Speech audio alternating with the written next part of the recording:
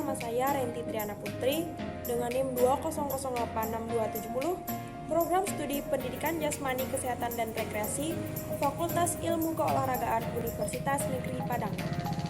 Baiklah teman-teman, pada video kali ini saya akan menjelaskan tentang kondisi fisik serta daya ledak otot lengan dan daya ledak otot tubuh. Nah, pada video sebelumnya saya telah menjelaskan tentang kondisi fisik. Untuk mengingat kembali, maka saya akan mengulas sedikit tentang kondisi fisik. Kondisi fisik adalah kemampuan seseorang untuk memfungsikan organ-organ tubuhnya untuk melakukan aktivitas fisik atau psikomotor.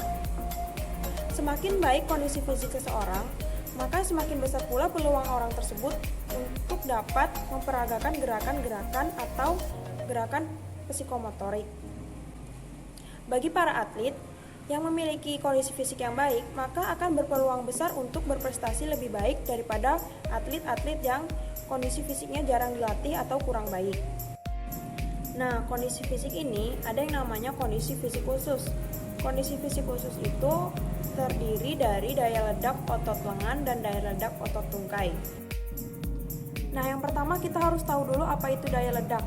Jadi daya ledak menurut Sajoto pada tahun 1995, daya ledak adalah kemampuan seseorang untuk mempergunakan kemampuan maksimal atau kekuatan maksimalnya yang dikerahkan dalam waktu yang sesingkat-singkatnya. Nah, dan daya ledak ini dapat terjadi apabila terjadi kombinasi antara kekuatan dan kelincahan yang terjadi secara bersamaan.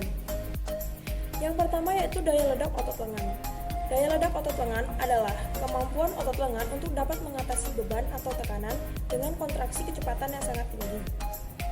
Daya ledak otot lengan merupakan gabungan dari kombinasi antara kecepatan atau speed dengan kekuatan atau strength. Nah, daya ledak otot lengan ini dalam senam biasanya digunakan dalam pelaksanaan melompat sekaligus melenting salto depan.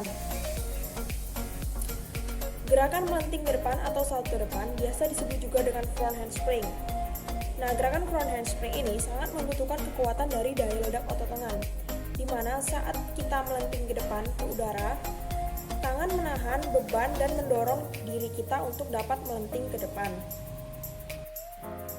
Cara kerjanya yaitu otot lengan merupakan otot kerangka bagian atas. Nah, otot kerangka bagian atas ini hanya akan melakukan kontraksi apabila menerima rangsangan. Rangsangan yang diterima akan disalurkan oleh syaraf eferen menuju syaraf pusat dan kemudian akan dikembalikan lagi ke syaraf eferen. Syaraf eferen ini kemudian membawa informasi dari syaraf pusat untuk memerintahkan otot-otot untuk melakukan kontraksi dengan perintah yang diberikan. Yang kedua yaitu daya ledak otot tungkai.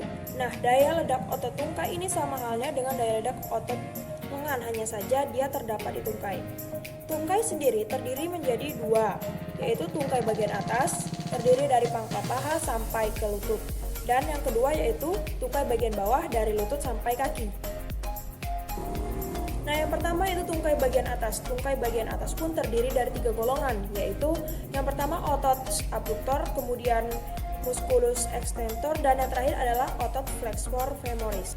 Nah, kemudian yang kedua yaitu tungkai bagian bawah. Tungkai bagian bawah terdiri dari beberapa otot seperti otot tulang kering, otot tulang betis bagian bawah atau belakang, kemudian otot kedang jari, otot kedang jempol, dan beberapa otot lainnya yang memiliki fungsi yang berbeda-beda untuk melakukan gerakan.